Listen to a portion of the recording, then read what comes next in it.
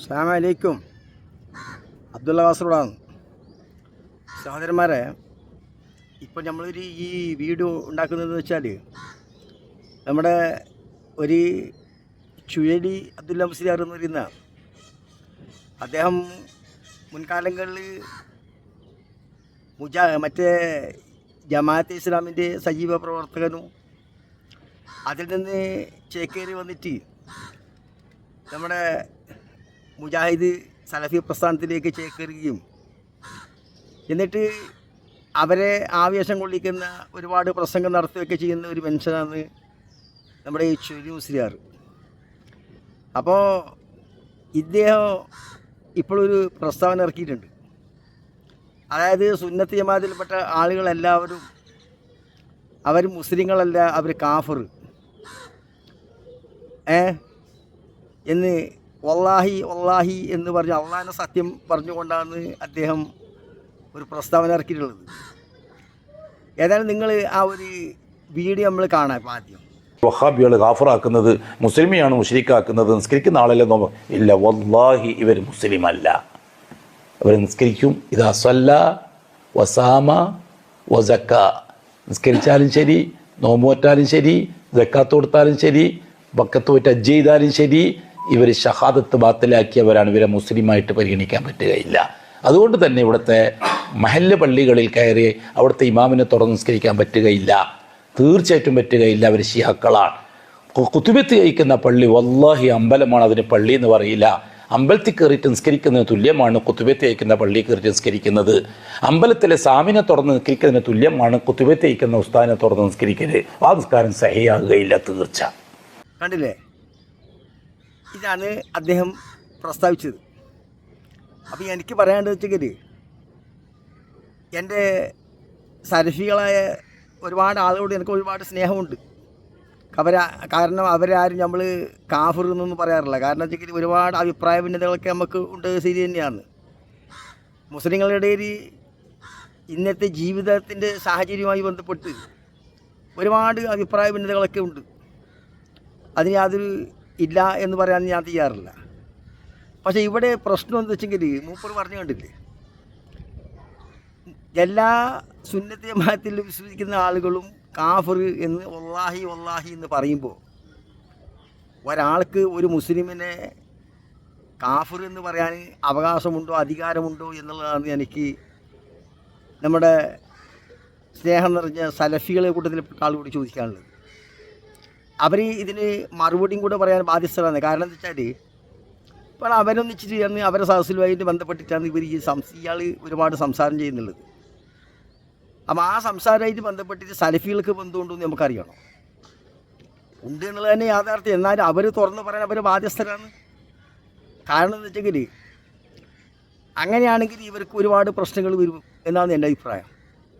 കാരണം ഇവർ ഈ മുസ്ലിങ്ങളെല്ലാം കാഫിർ എന്ന് പറഞ്ഞാൽ ഒരു ഹിന്ദുവിനെ ഇവർ യഥാർത്ഥ മുസ്ലിമായ സലഫികൾക്ക് കല്യാണം കഴിക്കാൻ പറ്റുമോ? അപ്പോൾ ഒരുപാട് സുന്നത്ത് ജമാഅത്തിൽപ്പെട്ട ആളുകളെ, പെൺകുട്ടികളെ കല്യാണം കഴിക്കുന്ന ഒരുപാട് മുജാഹിദിൻ്റെ ആളുകളുണ്ടല്ലോ. അപ്പോൾ അവർ ഈ അബ്ദുല്ല മുസ്ലിയാർ പറഞ്ഞത് ശരിയാണെങ്കിൽ ഇവർക്കൊക്കെ തലാക്ക് കൊടുക്കാൻ പറ്റുമോ? അവരൊക്കെ മൊഴിയല്ലണ്ടേ? അതുപോലെ തന്നെ ഈ ബാപ്പാൻ്റെ സ്വത്ത് വിഹിതം വെക്കുന്നതുമായി ബന്ധപ്പെട്ടിട്ട് സലഫികളുടെ ഇടയിലും സുന്നത്ത് ജമാഅത്തിൻ്റെ ഇടയിലൊക്കെ ഒരുപാട് പ്രശ്നങ്ങളുണ്ട്. അപ്പോൾ ഈ സുന്നത്ത് ജമാഅത്തിൻ്റെ വിശ്വാസികളായ സ്ത്രീകളെ കെട്ടിയ ആളുകളൊക്കെ ഈ ബാപ്പാൻ്റെ സ്വത്ത് മുതലൊക്കെ ഇങ്ങനെ വിഹിതം വെക്കുമ്പോൾ ഇതവർ വാങ്ങാൻ പറ്റുമോ?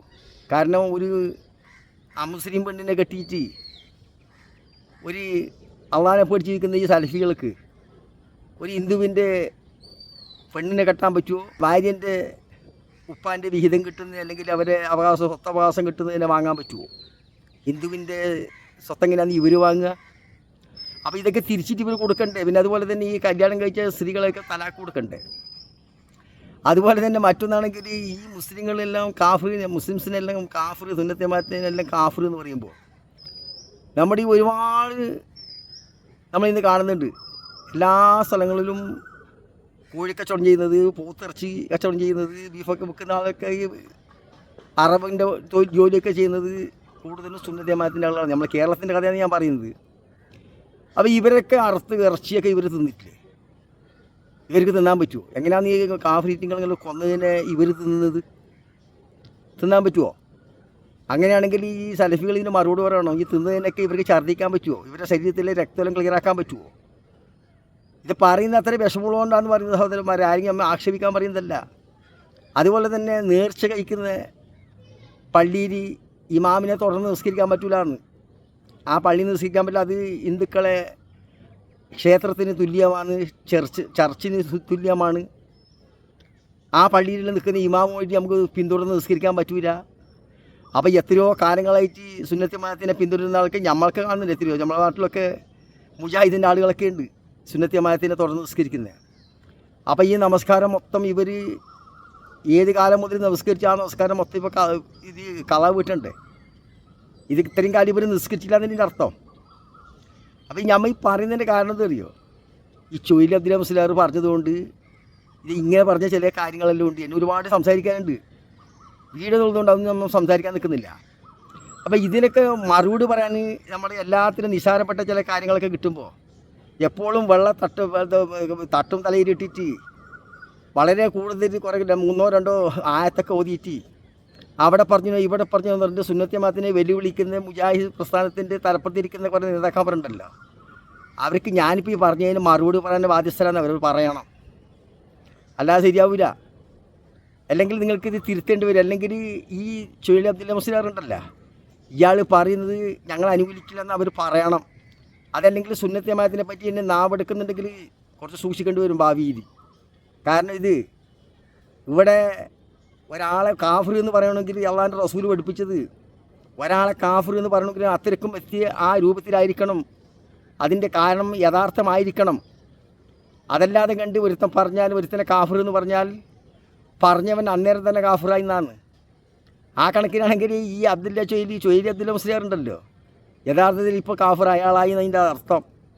അള്ളാഹിൻ്റെ റസൂൽ കളവ് പറയുമോ? അല്ലെങ്കിൽ ഈ ചൊയ്ലി അബ്ദുൽ മുസ്ലിയാറിന് വല്ലാഹി അവർ കാഫിർ തന്നെയെന്ന് പറയാൻ ഇയാൾക്കാരെന്ന ഭാഷപ്പെടുത്തി അള്ളാഹിൻ്റെ പ്രസിഡൻ്റാണ് വെച്ച ഇയാൾ. എന്തിൻ്റെ അടിസ്ഥാനത്തിലാണ് ഇയാൾ ഈ പറയുന്നത്? ഇതിന് മറുപടി സലഫികളെ തലപ്പത്തിരിക്കുന്ന വലിയ വലിയ ആളുകളൊക്കെ ഉണ്ടല്ലോ പ്രസംഗിക്കാൻ പറ്റുന്നത്, അവർ മറുപടി പറയണമെന്ന്. കാരണം ഞാനടക്കം പറയുന്നത് എന്നെ സംബന്ധിച്ചിടത്തോളം എനിക്ക് വിഷമപ്പെട്ട് ഞാനൊരു സുന്നത്ത് ജമാഅത്തിൽ വിശ്വസിക്കുന്നതിനാണ്. എന്നെയും കാഫിർ എന്ന് പറഞ്ഞില്ലേ?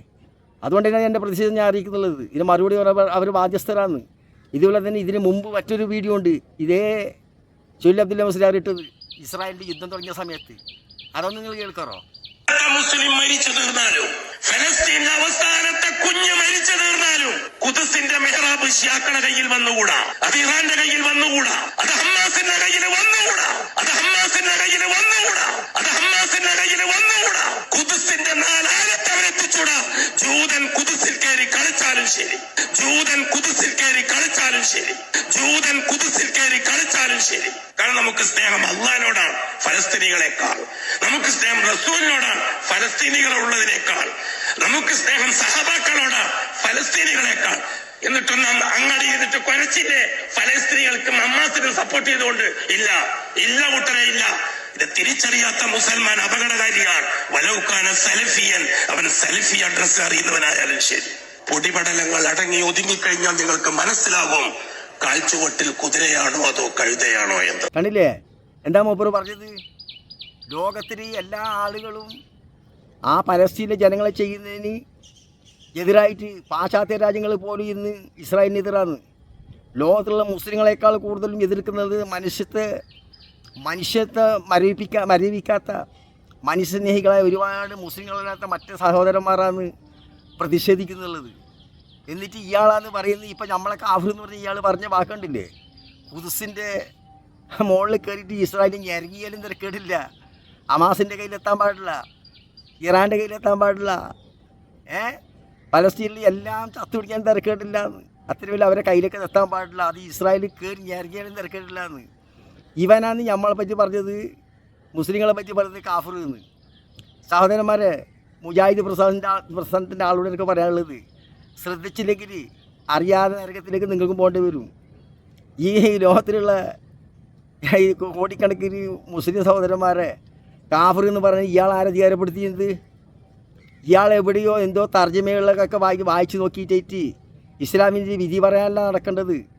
ഒന്ന് മുസ്ലാമിനെ പറ്റി ശരിക്കും നല്ലപോലെ പഠിക്കാൻ വേണ്ടി പറയണം. എനിക്ക് മുജാഹിദീൻ്റെ പ്രസ്ഥാനത്തിൽപ്പെട്ട ഒരുപാട് ആളുകളുണ്ടല്ലോ, അവർ ചില സമയത്ത് സുന്നത്ത് ജമാഅത്തിൻ്റെതായിട്ട് പറയുന്നതിനൊക്കെ ഞാനും അനുകൂലിക്കാറുണ്ട്. കാരണം വെച്ചാൽ ചില വേണ്ടാത്ത കാര്യങ്ങളൊക്കെ ഉണ്ട്, ഇല്ല എന്നല്ല പറയുന്നത്. പക്ഷേ ഇതെന്താണ്? അഭിപ്രായ ഭിന്നതകളും സമുദായത്തിൻ്റെ പോരായ്മകളൊക്കെ ഉണ്ടെന്ന് സാധാരണയാണ് എന്ന് പറഞ്ഞിട്ട് ഒരാളെ കാഫിർ എന്ന് പറയാൻ ആർക്കാണ് അധികാരമുള്ളത്? അഥവാ പറയണമെങ്കിൽ അത് എവിടത്തേക്ക് എത്തണം? അത് ഒരു വ്യക്തിനെ പറ്റി പറയുന്നതിൽ നിങ്ങൾ തിരക്കേടില്ല. സുന്നത്ത് ജമാഅത്തിൽപ്പെട്ട ആളുകൾ എല്ലാം, അതുപോലെ തന്നെ ഈ കോടിക്കണക്കിനുള്ള സുന്നത്ത് ജമാഅത്തിൻ്റെ പള്ളി, അതെല്ലാം അമ്പലം, ചർച്ച് എന്നൊക്കെ ഇയാൾ പറയുമ്പോൾ ഇയാളെ ഈമാൻ്റെ വലിപ്പം എവിടത്തോളം എന്ന് മുജാഹിദ് പ്രസ്ഥാനത്തിൻ്റെ ആളുകൾ ശ്രദ്ധിക്കണം. അതിൻ്റെ ഗൗരവം ഒന്ന് മനസ്സിലാക്കണമെന്ന് നമുക്ക് ഈ സമയത്ത് പറയാനുണ്ട്. നിങ്ങളെ അഭിപ്രായം നമ്മൾക്ക് കിട്ടണം. നിങ്ങൾ ഇയാളെ പിന്തുടരുന്ന ആളോ അല്ലെങ്കിൽ ഈ അബ്ദുല്ല മുസ്ലിയാർ പറഞ്ഞത് സത്യമാണെന്ന് നിങ്ങൾ അംഗീകരിക്കുന്നു എന്ന് നമ്മൾ പറയണം. എന്നിട്ട് വേണം നിങ്ങൾ ഏതിൽ കൂടുതൽ പെട്ടതെന്ന് നമുക്ക് പറയാൻ. ഇത്തിരി നമുക്കിപ്പോൾ പറയാനുള്ളൂ. കാരണം ഇത് ഓവറായി പോകുന്നു. ഇവിടെ ആരും നരകത്തിൽ പോകുന്നതിനും സ്വർഗത്തിൽ പോകുന്നതിനും തീരുമാനിക്കുകയാണ്. ഇപ്പോൾ തൽക്കാലത്തേക്ക് ഈ ലോകത്തിലുള്ള മുസ്ലിങ്ങൾ ആരും ഇല്ല നിലവിൽ. എല്ലാവർക്കും ഓരോരോ രൂപത്തിൻ്റെ മുടന്താൻ ആയിട്ട് തന്നെയാണ് ഇപ്പോൾ ഉള്ളത്. അപ്പോൾ അതുകൊണ്ട് എല്ലാവരും അവരവരെ ഈമാൻ രക്ഷപ്പെടുന്ന പ്രവർത്തനത്തിനനുസരിച്ച് പ്രവർത്തിച്ചോളാം എന്ന് മാത്രമേ നമുക്ക് പറയാനുള്ളൂ. അല്ലാതെ കണ്ട് മുസ്ലിങ്ങളെല്ലാവരും കാഫറാക്കാൻ വേണ്ടിയിട്ടൊന്നും ഈ അബ്ദുല്ല മുസ്ലിയാറെ അള്ളാഹിൻ്റെ പ്രസിഡൻ്റായിട്ട് ഏൽപ്പിച്ചിട്ടൊന്നുമില്ല, ഇയാളെ നിയമിച്ചിട്ടൊന്നുമില്ല. ഇയാൾക്ക് പറയണമെങ്കിൽ ഇയാൾ ഏത് വളയത്തിലുണ്ട്, ഇയാൾ ഏത് രൂപത്തിലുണ്ടെന്ന് ശരിക്കൊന്ന് അന്വേഷിക്കുന്നത് നല്ലത്. അത്രേ നമുക്കിപ്പോൾ പറയാനുള്ളൂ. ഇത് ഒരുപാട് മനസ്സിന് വിഷമം കൊണ്ടാണ് നമ്മൾ ഈ വീട് ഉണ്ടാക്കുന്നത്. പറയരുത് എങ്ങനെ കോടിക്കണക്കിന് മുസ്ലിങ്ങളെ കാഫിർ എന്ന് പറയണമെങ്കിൽ ഇയാൾ ആരായിരിക്കണം, ഇയാൾ ഏത് കൂട്ടത്തിലുണ്ടെങ്കിൽ ഞാൻ ഇപ്പം പറയുന്നില്ല, കാരണം നാവ് തെറ്റിപ്പോവും. അതുകൊണ്ട് പറയുന്നില്ല. അള്ളാഹു തആല എല്ലാവരെയും അയാളെയും നമ്മളെല്ലാവരെയും ഹിദായത്തിലാക്കട്ടെ എന്ന് എനിക്ക് പറയാനുള്ളൂ. പ്രത്യേകിച്ച് നമുക്ക് പറയാനുള്ളത് മുജാഹിദ് പ്രസ്ഥാനത്തിൻ്റെ തലപ്പത്തിരിക്കുന്ന ഒരുപാട് ആളുകളുണ്ട്. അവരിതിന് മറുപടി പറയണം. അയാളെ നിങ്ങൾ അനുകൂലിക്കുന്നു എന്നുള്ള പ്രസ്താവന നമുക്ക് വേണമെന്ന് നമുക്ക് ഇത്ര പറയാനുള്ളൂ. ഇത്രയും പറഞ്ഞുകൊണ്ട് ഞാൻ നിർത്തുന്നു. എല്ലാവരും അള്ളാഹു തആല ഹിദായത്തിലാക്കട്ടെ എന്ന് പ്രാർത്ഥിച്ചുകൊണ്ട് അടുത്ത വീഡിയോയിൽ കാണുന്നവർക്കും എല്ലാവർക്കും അസ്സലാമു അലൈക്കും.